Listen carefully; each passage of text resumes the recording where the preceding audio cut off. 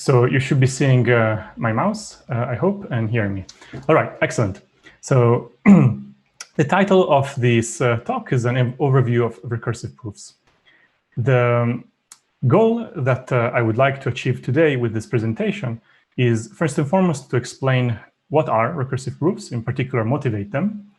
And the reason why I chose this topic is that over the last couple of years, this notion of recursive proofs that I will explain has transitioned from a topic of primarily theoretical interest and maybe a little bit of applied interest within the researcher community into a technology that has been put into production by several open source projects.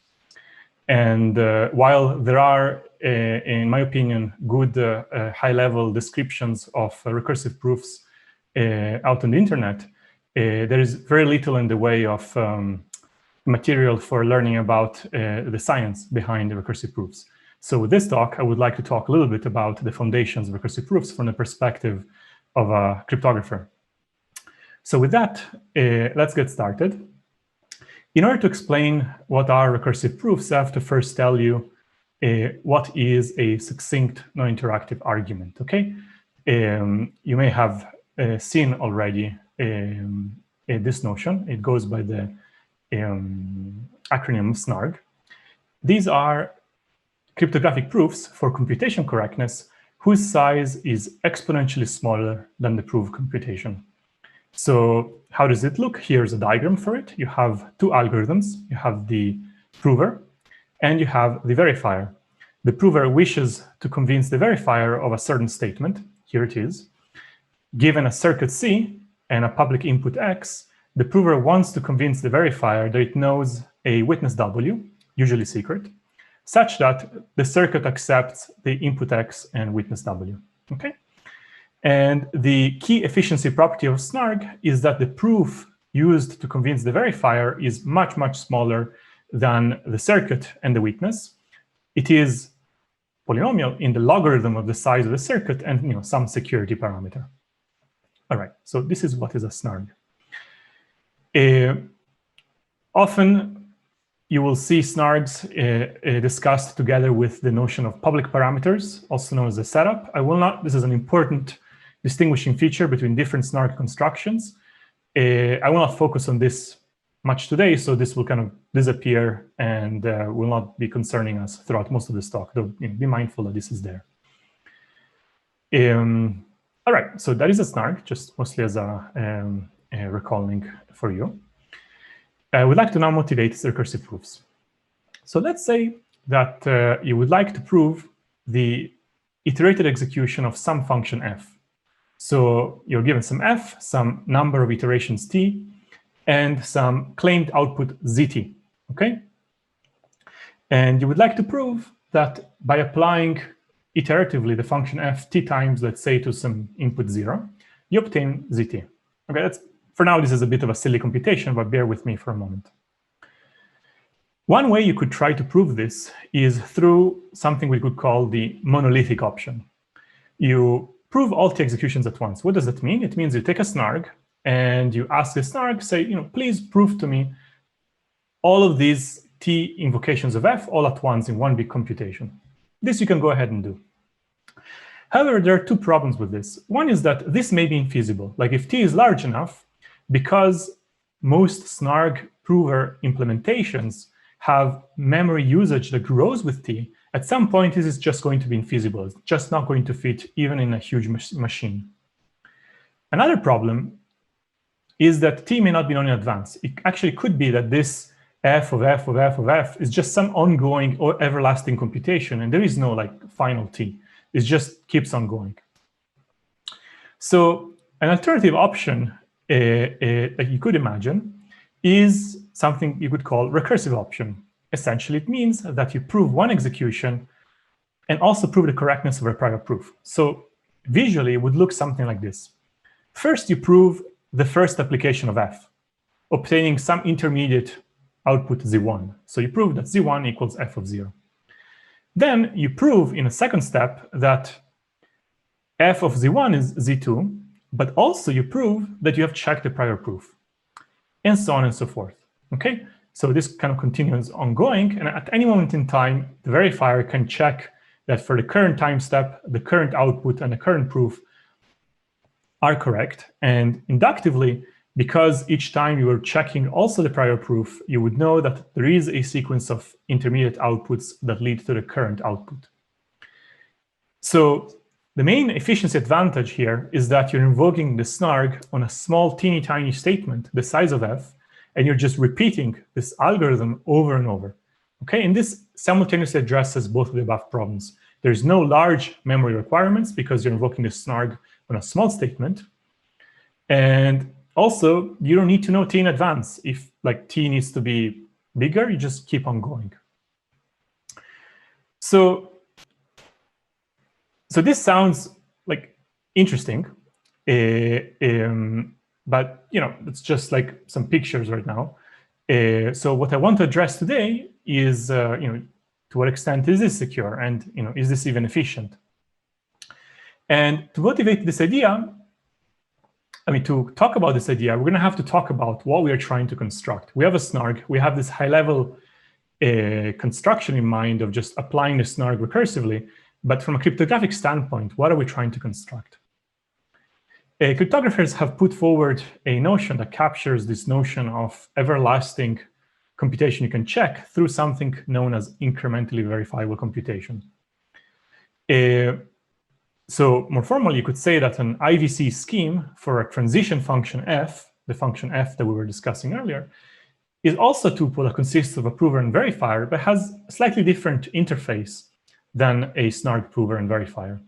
Here, the prover will take as input the prior output and the prior proof, and it will produce a new output, a new proof that the verifier can always check. But crucially, you can reuse the outputs of the prover to produce more outputs and more proofs. Okay? And actually, in many applications, it is actually important that at every time you recurse, you can have the option of giving the function f some local witness. I'll give that as an example later. But slightly more precisely, what you would like to say is that you can always make progress if things are good. In other words, if you give me some good transition, namely the next output really is the output of the transition function f, and you give me prior inputs that the IVC verifier accepts, then it is possible to construct a new honest proof using the IVC verifier that the IVC using the IVC prover that the IVC verifier would accept.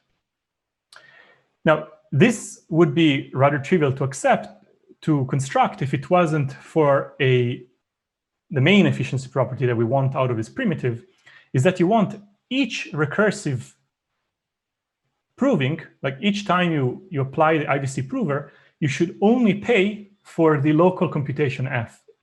And the proof size also should be maybe as large as f, but these things should be essentially independent of t, okay? So even though there's like a long chain of applications of f in the past, now you're doing one more iteration of f, and applying the honest prover and the proof that you produce don't depend on the long chain of computations in the past, okay? This makes this task very non-trivial.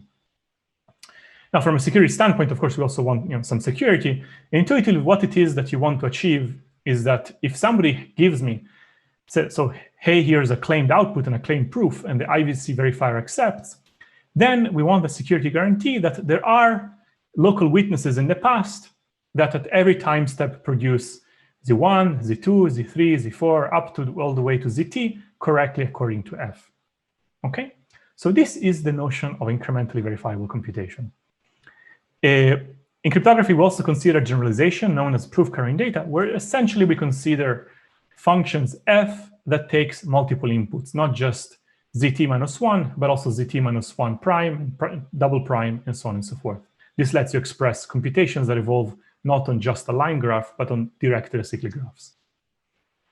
Now, why do we care so much about incrementally verifiable computation?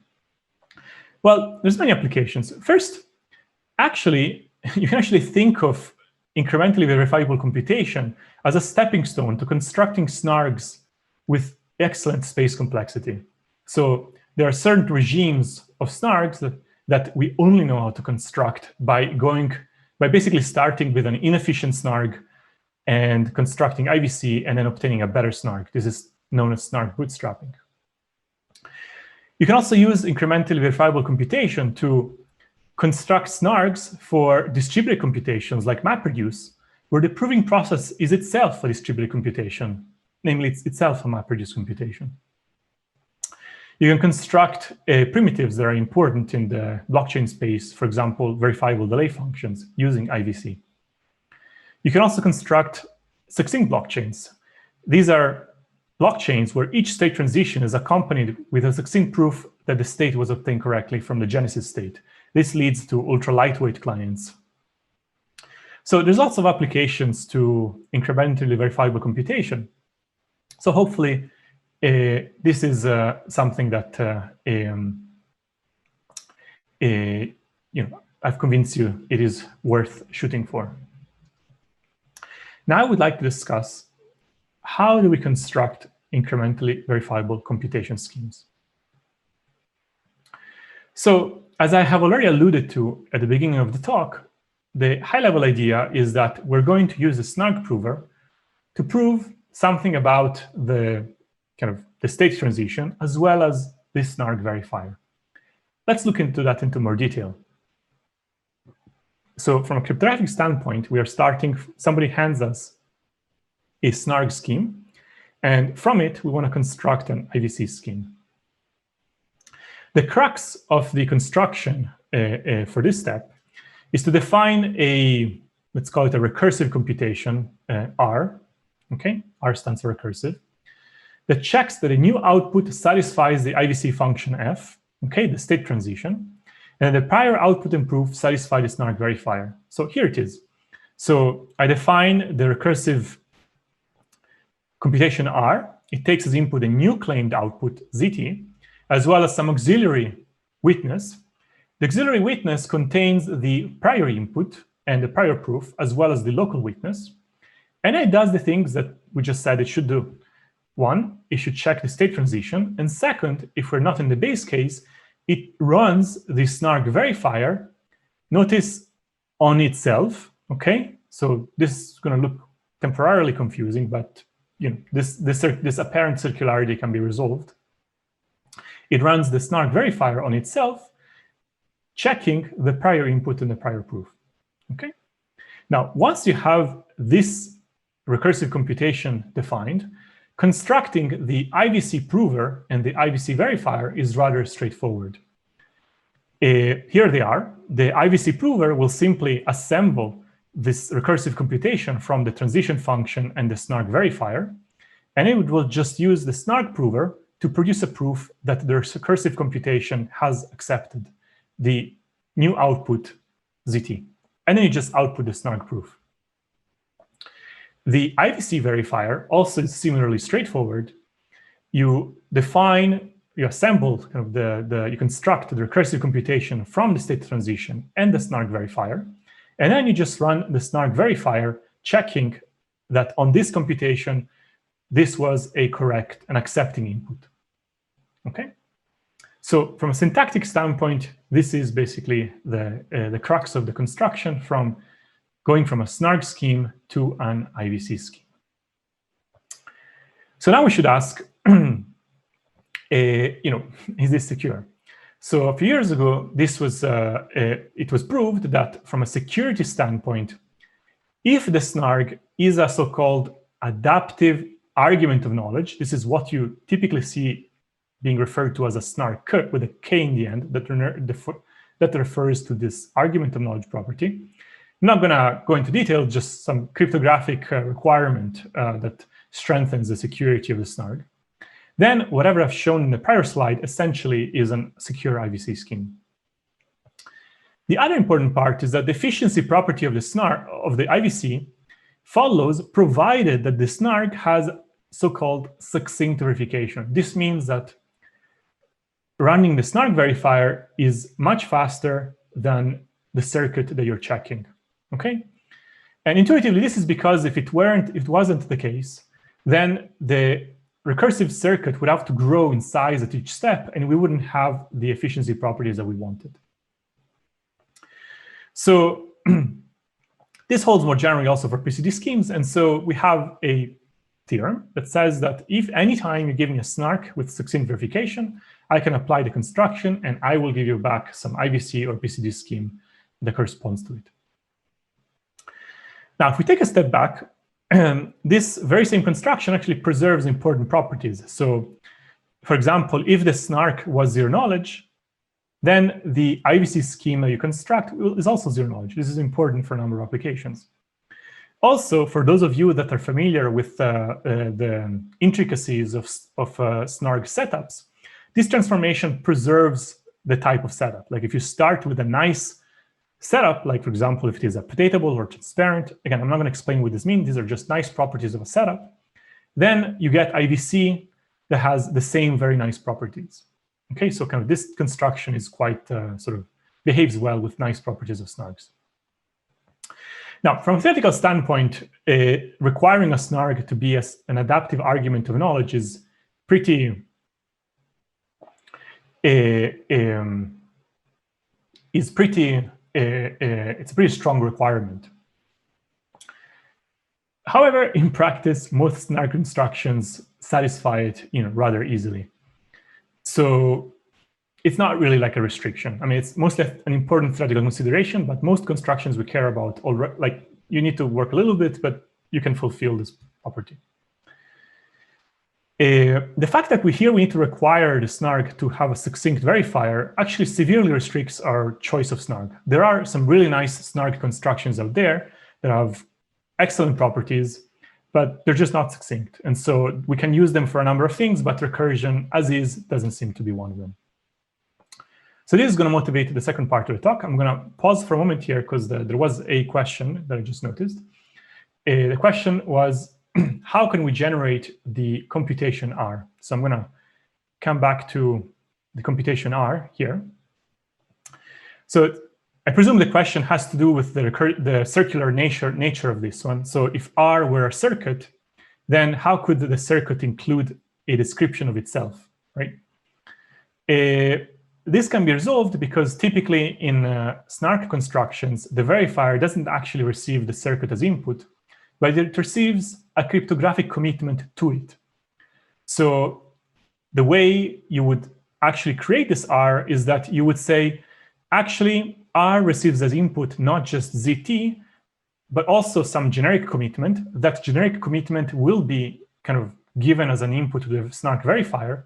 And then in action, you would use R and you would give as input to it a commitment to itself so that that commitment would find its way here. And that's one way. There are other ways to kind of break the circularity. The rest, you just assemble it. You have a circuit for F, you have a circuit for V. Together, they make a circuit for R. And I hope that answers the question. Okay, so I'm going to come back to this slide. And before you move on, can I ask a question? Yes, of course. How do you define the security here? What is the attack model? So the security of IVC is, let me kind of go back to this slide. It's actually not that complicated to define. So it's even harder to define than function. It's even easier to define than functionality. So somebody comes and says, here is a string that claims to be the output of applying F to itself T times. And here's a proof that certifies that. Now, of course, if this is like a proof that doesn't validate, then you can tell this person to go away. But if it does validate, then you want some guarantees. The guarantees says the following, that you can efficiently extract, you're using some cryptographic extractor from the malicious prover, witnesses, T witnesses, such that they basically witness correct transitions leading up to ZT.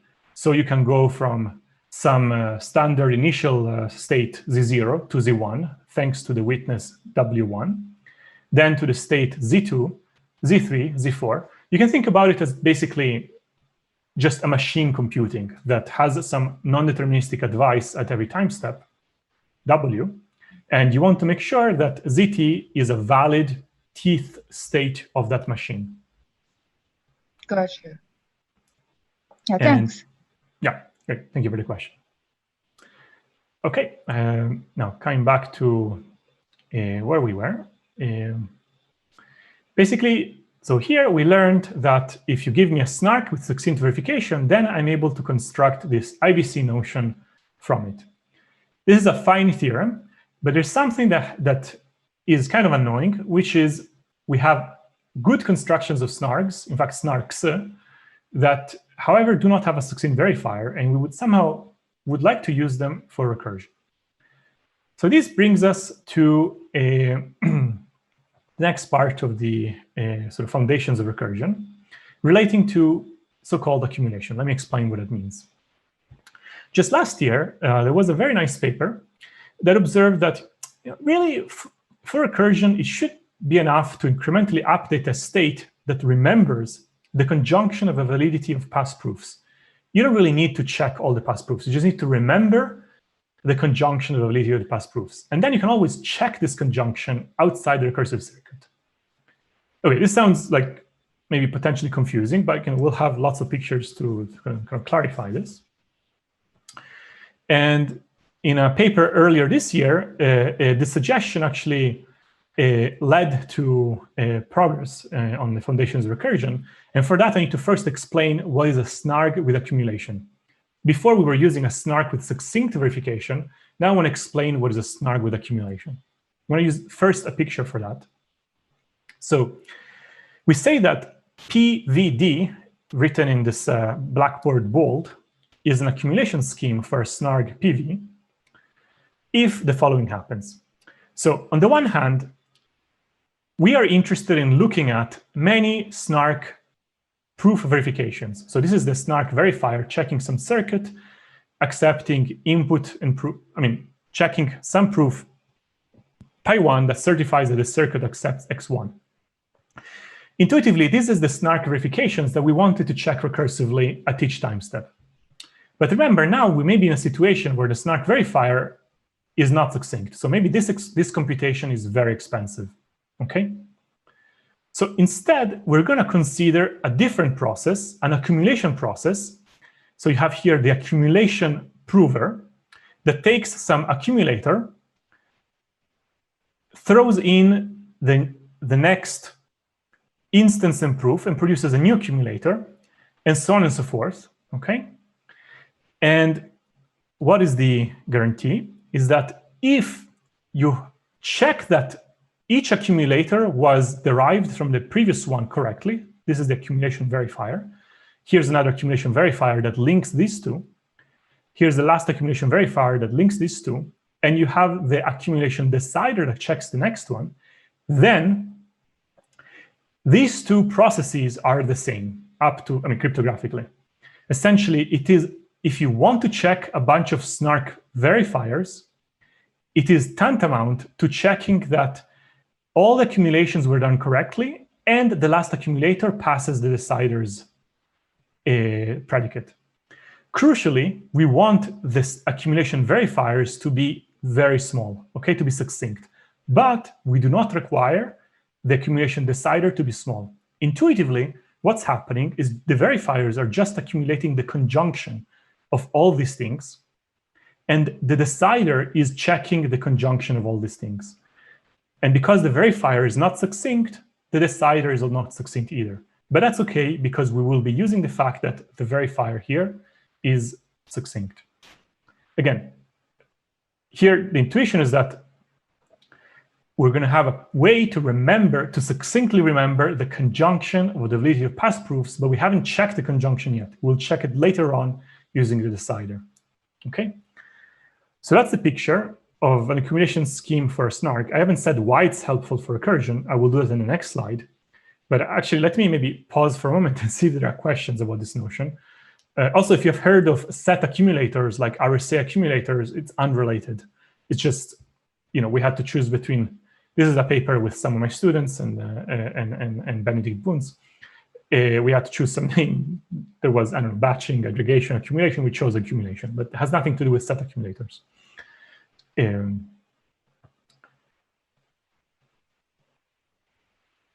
the question is, so there's a question that says, will T be an input to the accumulation scheme? No, T will not be an input. Just like in recursion, T is just some ongoing process. So I could stop anywhere here and use the decider and know that if all the accumulation verifiers are so far accepted and the decider accepted, then I know that all the Snark proofs that were accumulated so far did verify.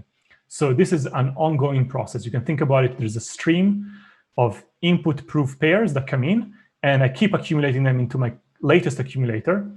And at any moment in time, I can use the decider to check the latest accumulator, provided that somebody did the check in the past, recursed away all the succinct accumulation verifiers. Hopefully that answers the question. Let me see if, let me just wait for a few seconds in case there are other questions. Okay, so if not, what I want to do now is I want to explain how this notion of, so there's a question that says, is it suitable if A0, A1 are internal and so on are internal states? I would like the X's really are the internal states of the machine. These eventually will become the Z's that we were thinking about. A is going to be basically values passed on from the IVC prover to the next IVC prover. So, I mean, they're using the internal states of the computation of the iterated function f, but they're just whatever the accumulation scheme decides to be, right? Okay, I don't see more questions for now, so let me proceed. I will now explain how to use this thing together with a Snark that possibly doesn't have a succinct verifier to construct, again, IVC. I actually like this picture very much, and I'm going to skip the textual. I mean, just before this talk, I had the text, and I decided I needed a picture. So I'm just going to skip the text because I think in the picture it was clear enough, and this will just take us too far afield. So this is just text for the picture I just gave you. So I'm just going to skip it. All right.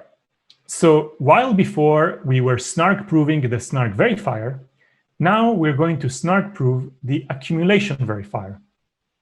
So specifically, we want to prove, like, we want to have a new construction that says, give me the prover and verifier of the Snark and the prover verifier and decider accumulation scheme. I want to construct the IVC prover and IVC verifier.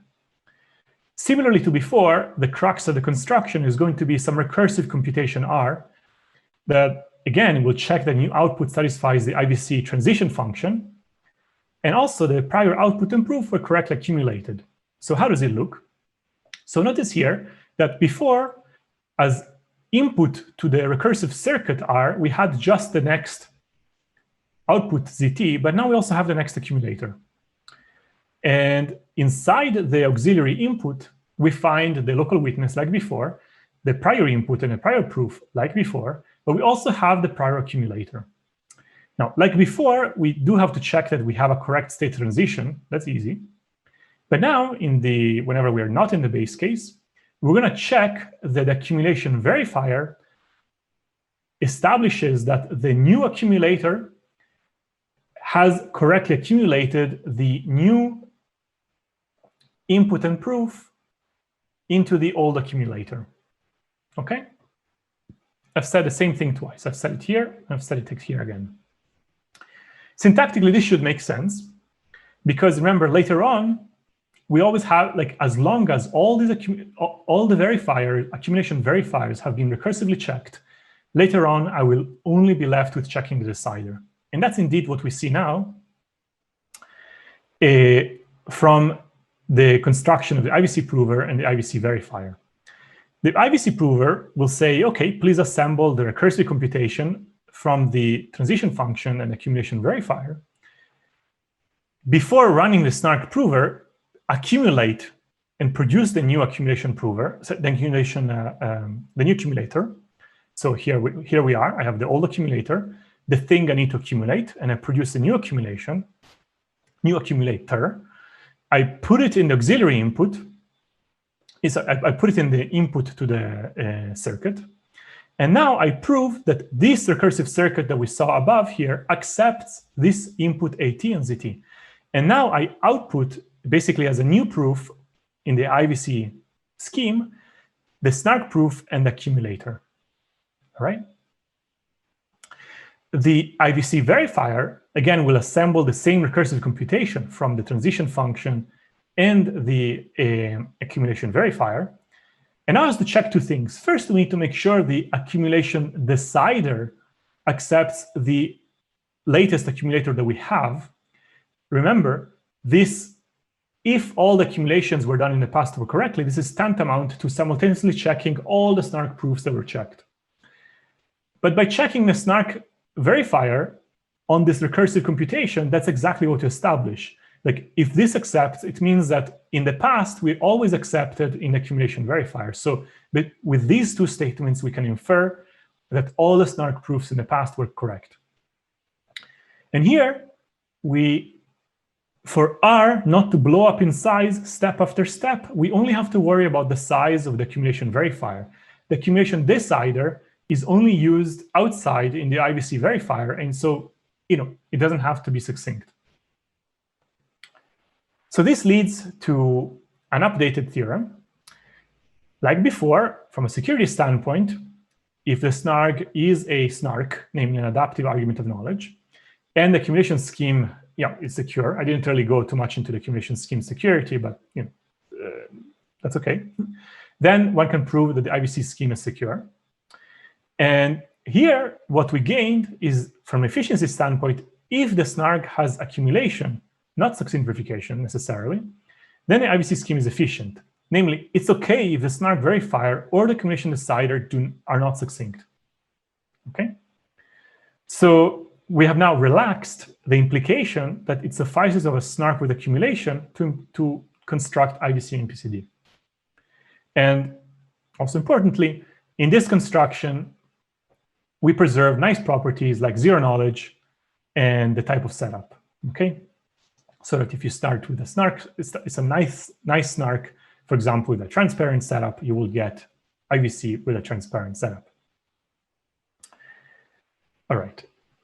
There is a question from the audience. Okay. Is it suitable if I say A0, A1, etc. are internal states?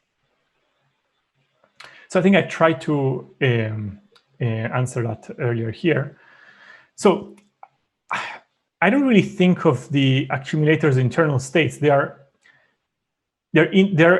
can think about them as basically augmented IVC proofs, right? Before, the IVC proofs only consisted of Snark proofs. But now I need to maintain not just the latest Snark proof so I can consume it in the next iteration. I need to maintain it also the latest accumulator so I can also consume that one in the next iteration. And what do they represent? Well, it's, I don't know, like a good mental picture. Let me just kind of go back to the actual picture. A good mental picture that is not necessarily technically correct is that you can think about basically A2 would be a random linear combination of this statement and this statement, so that you only need to check the random linear combination rather than each of them independently. This is not exactly what's happening because maybe the statement you're proving is not linear. But let's say for linear statements, like this is roughly what would happen. So A2, like A1 would be just this statement.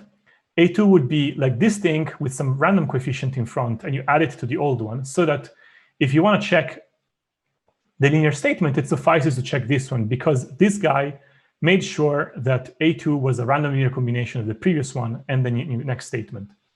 So they should think of accumulators as a random linear combinations of all the theorems and statements you've seen so far in such a way that you only need to check the latest linear combination so it doesn't really blow up. So hopefully that helps with the mental picture. Now that said, accumulation schemes are not so easy to construct. I will not discuss much about that in this talk. All right, so that's all I wanted to say about accumulation. Let me say a little bit about post-quantum security. There's also an interesting, there's some interesting considerations here from a technical perspective. Wait, first, it should probably go without saying that if you start with a Snark that is not post-quantum secure, then recursing it is not going to give you IVC that is post-quantum secure, right? So that we have no hope. But let's say that we did start from a Snark that is post-quantum secure, and we actually do have post-quantum Snarks, for example, the ones that are based just on hash functions. Okay, they can, for example, instantiate using SHA-256 or lattice hash functions. We have such Snarks. It would be nice to say that we are able to construct post-quantum IVC. For example, that would allow us to construct post-quantum succinct blockchains. That would be a nice thing. So there's some subtle challenges here in the fact that the malicious prover may be probabilistic. So let me explain why the malicious prover being probabilistic actually is a challenge in security. So let's say that you have some malicious prover PT that outputs the latest claimed output ZT with some proof by T. And we want to argue that because this prover is reasonably successful, there is a history of local witnesses that certify that ZT really is a possible state after T transitions. The way you do this is you apply the proof of knowledge property, and you kind of obtain from the extractor a witness to the statement that was proved. So we have a prior local witness, a prior input, and a prior proof. From this extractor, you're able to produce a new prior prover that produces the previous input and the prior proof. And then you want to apply its own extractor and continue in this way. And over time, by applying proof of knowledge iteratively, you would construct the history that led to ZT. However, there's a problem here. How do I know that when the prover I define from this extractor outputs ZT-1, it is the same ZT-1 that was output by this extractor? If these are probabilistic processes and I run them side by side, they might just answer different things. Now, for classical security, this is not a big deal. You just say, well, fix the same random tape in both cases. So now they're kind of coupled. However, for quantum security, there is no way to couple the random choices. Like a quantum circuit can make up its own randomness, and you can't just look into the quantum circuit and measure what it decided to do. It will kind of make it collapse. So actually, this is a rather technical issue that was addressed only in the past year. And the way you get around it is you define like a notion of post-quantum adaptive knowledge soundness that kind of requires some sort of like way for the extractor and the prover to live in the same probability space. And one can show that this can be fulfilled in certain models. And then it also suffices for the theorems of recursion. And this has been done both for the type of recursion from succinct verification and accumulation, so that we really have like rather comprehensive foundations for post-quantum security of recursion. Okay, so what I've told you is that there are many Snarks. First, I said that Snarks with succinct verification can lead to recursion. Fortunately, that there are many of them that do. But this leaves out some exciting Snarks, for example, the ones in the Halo paper. But these we can actually capture by relaxing the requirement on a Snark by merely requiring that a Snark has accumulation. We don't really know how far this can be pushed. Maybe one can relax this further. But to a first approximation, currently, almost every interesting Snark construction out there can actually lead rather efficiently to recursive proofs, efficiently at least asymptotically. Okay, now I think, I'm almost done here, but I also took some questions. So let me decide what to do depending upon how much time is left. Let me ask Jing. I can either try to... Yeah, we spent some time answering questions already, so you can take some time in your materials too. We don't need to have a 10-minute Q&A. So 5 minutes, 10 minutes, sure. Just to pace myself. Which of the two? When it's last. 5 minutes is better. 5 minutes. Okay, good.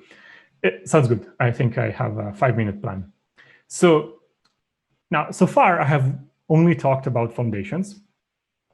There is a lot that can be said about what it takes to take the theory that we discussed into constructions that actually do make proofs of proofs of proofs of proofs in a reasonable amount of time and space in the real world. I will just highlight what are the main bottlenecks that you encounter when you try to do that, okay? So I want to explain why recursion is expensive. So first, even in standalone use, in case you've ever worked with Snarks, Snarks are rather heavyweight primitives. I mean, cryptography is already expensive on its own, but then even within cryptography, there are some things that are quite expensive. And Snarks, they are the type of primitive that make Snark verification or Snark proofs very small, but the Snark prover works very hard to give you these great, nice properties. Now, recursive use, proving is only more expensive. Now, this sounds vague, but there's actually very concrete reasons for why that's the case. So here are the two recursive computations that I've already gone through earlier. The recursive computation for Snarks that have succinct verifiers, and the recursive computation for Snarks that have accumulation. If you kind of look inside both of these, you can spot some sources of inefficiency. The first one is that, okay, you're going to have to prove the function f, right? And straightforward approaches to resolve, like you have this circularity here, r and r, and straightforward approaches to resolve the circularity actually lead you to do universal simulation of the description of the computation f, which causes big overheads. So you want to try to avoid, because remember, f is inside the description of r, and r has to have itself described inside it, right?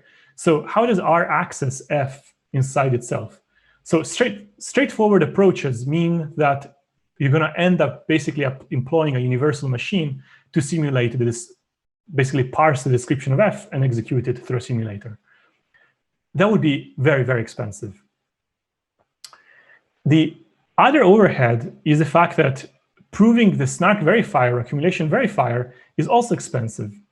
This has to do with basically details of the cryptography, where the language used to express computation within a cryptographic scheme and then the native algebraic objects over which cryptography operates are different. For example, in an elliptic curve, the size of the prime order subgroup is different than the size of the prime order group over which the elliptic curve is defined. These are two different things, okay?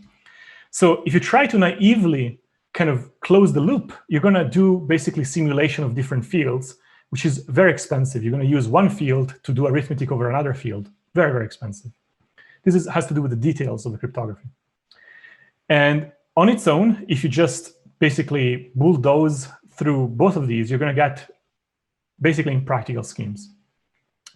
What has happened in the past few years, starting with 2013, 2014, is coming up with like clever approaches to circumvent both of these problems. And only once you have circumvented both of these issues, then that is how one is able in practice to obtain rather practical recursion. Okay, I have probably 5 minutes of explaining each of these things. I don't want to go into that right now. I'm going to skip that and say that people have come up with good ideas. And I'm going to go to my summary slide and conclude by saying that in this talk, I discussed why Snarks is useful. Remember, you can use them for constructing succinct blockchains, Snarks for distributed computations like MapReduce, construct verifiable delay functions. And from a cryptographic perspective, this is captured by the notion of incrementally verifiable computation and more generally proof carrying data. And there are several ways to achieve it. We saw it from succinct verification and from accumulation. I didn't talk about the specific techniques, but here are some keywords. There are some things called reprocessing, elliptic curve cycles and algebraic hashes. These are the main buzzwords that have been used to achieve practical efficiency for recursive proofs. I hope you found this talk helpful, and I'll be happy to answer any further questions. Thank you. Thanks, Ali. This is a very interesting work. Thanks. I was always trying to learn something about Snark and Snarks, and this is exactly right. Okay. Some questions of my own. Do you have concrete examples of the function f that people use recursively that we can consider as running examples when think about those type of problems? Yeah, so let me go back to the maybe picture here. You can think about so let's take the case of a succinct blockchain. What would that computation f be? So imagine that at every node, what you want to prove is that the next block in the blockchain contains a solution to the proof of work. So namely, it has solved the proof of work. In particular, you have added the next hash to the previous hash, right? And also you have hashed into it a tree of transactions, right? So this way you can prove that you can basically make checking proof of work succinct. In every block, you can check succinctly that yes, indeed, this is the total hardness that has been used across all blocks so far, because every time you recurse, you check the prior proof and you check the proof of work, and you keep track in bookkeeping way what is the sum of the hardness of the proof of work that you have checked so far. You can even go further and not just check the proof of work, but you can literally check the whole state transition.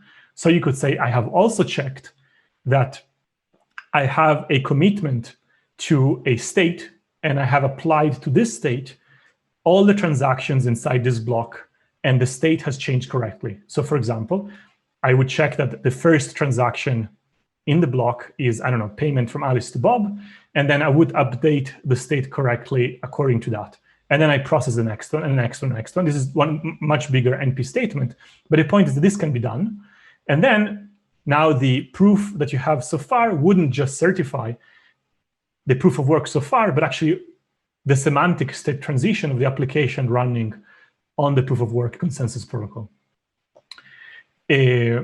And actually, there are current projects that actually do this. I mean, not exactly like this, but they do have the property that if you check the latest proof, you actually have checked succinctly all the state transitions and the consensus information that happened in the past so far.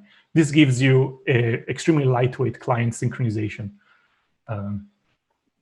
Interesting. Well, listening to your example, I was thinking maybe another example could be in when we talk about smart contracts, and a lot of smart contracts may be repeatedly and recursively called again and again, and the privacy, those things can be used in compactify those information. Yeah, no, I agree. So you could imagine a situation where you kind of smear a contract execution maybe by different people across different state transitions. And this is like some ongoing computation, maybe within the ongoing computation of the blockchain. And that one could be like a smaller segment of recursive proofs within the larger kind of blockchain computation. And this way, you would never be in a situation where within the same block, everybody would have to come together to collaborate on the same Snark proof, but you could just kind of not quite delegate, but just have different people incrementally compute the final correctness proof of some multi-user sequential smart contract execution. Interesting. We have two questions from the audience. The first is that could we transfer the recursive proof protocol to VDF? So you can construct verifiable delay functions from incrementally verifiable computation, and actually there are deployed today, let me take a step back. You can get verifiable delay functions as is just from Snarks. You just prove that some sequential, some iterated hash function was done correctly. What you can get additionally from incrementally verifiable computation is this notion of continuous verifiable delay functions. So it means that you can compute the function and also compute it further because you always have a proof so far. I haven't seen yet some deployments of VDFs from IVC. There are deployments of VDFs from Snarks, but I presume that as sort of recursive proofs become more and more efficient, I think constructing continuous VDFs from IVC in the real world would become practical. I wouldn't say we're quite there yet. I see. Primarily because in VDFs you really need like a very close gap between native execution and proving. I see. Related to the question, somebody asked the particular Youngzerk function. I don't know how to pronounce that. Which function? Sorry. Can you write it maybe? It is in the message channel. I can send it to you. Pietrzak. Oh, so this is this is a specific type of a verifiable delay function. So, right. The question is whether this function fits the definition.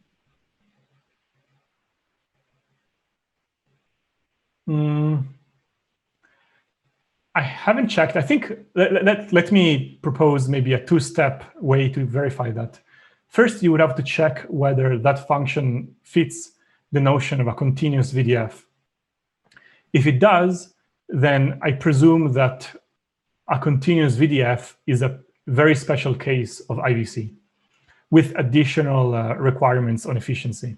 Remember, IVC on its own doesn't particularly care too much about what happens native execution versus verification, right? VDF says that not only you need to produce the output, we need to produce the output together with its proof, right? In a way that is sequential.